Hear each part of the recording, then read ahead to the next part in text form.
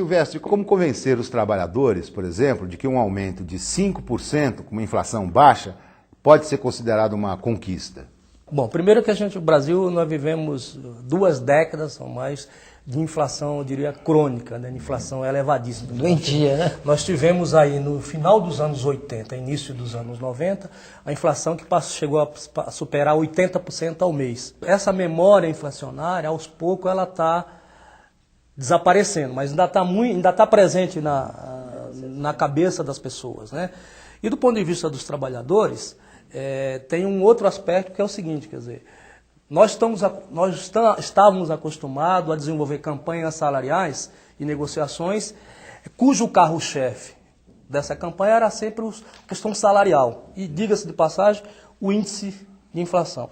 Hoje ainda continua assim, com uma força menor, porque a inflação está baixa. Então você tem uma dificuldade, é a seguinte, como é que você explica, né, que você tendo uma inflação de 5% ao ano, e portanto tendo reajuste a cada 12 meses, você tem uma perda do teu salário, do teu poder de compra do salário, muito menor do que se tivesse uma inflação, por exemplo, de 150%, com reajustes mensais. Né?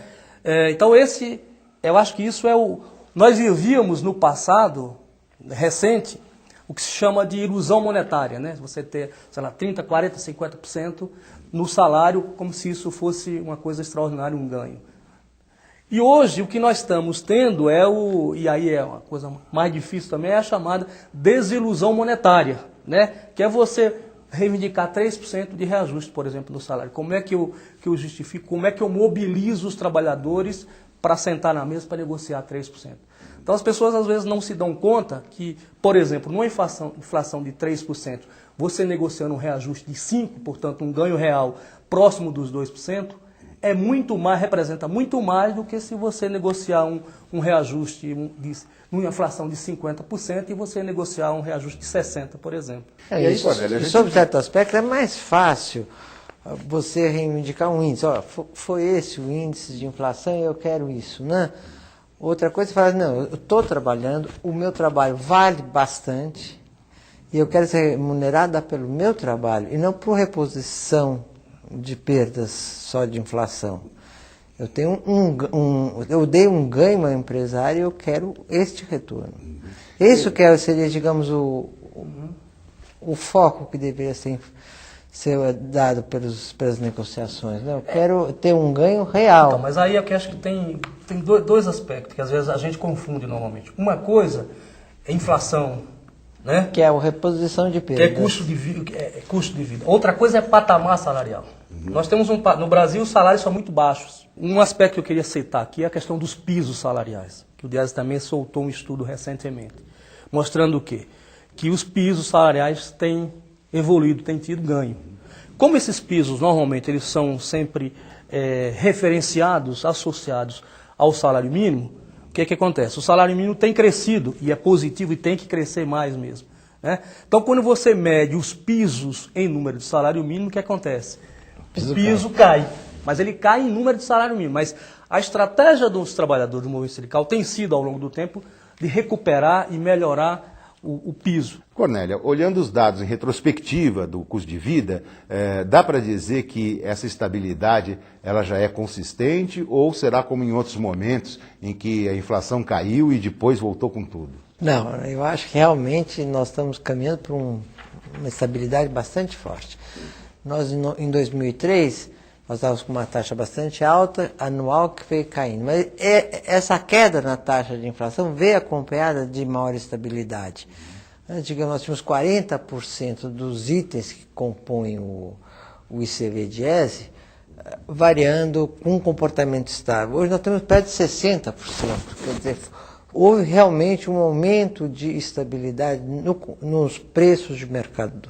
E aí essas medidas chamadas de microeconômicas, como crédito consignado, pacote para construção civil, como é que elas acabam influenciando na renda do trabalhador? Não, aí eu acho que sim, se você associar isso também com essas iniciativas mais, digamos assim, mais de caráter micro, né?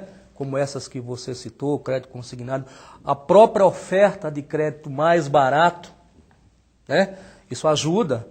E também aí, assim, não só acho que as famílias de baixa renda, mas eu acho que segmentos da economia, por exemplo, o comércio, ele é favorecido quando você tem taxa de inflação mais baixa, quando você tem a renda da população crescendo, principalmente essa fatia grande da população que tem baixa renda, que consome o quê?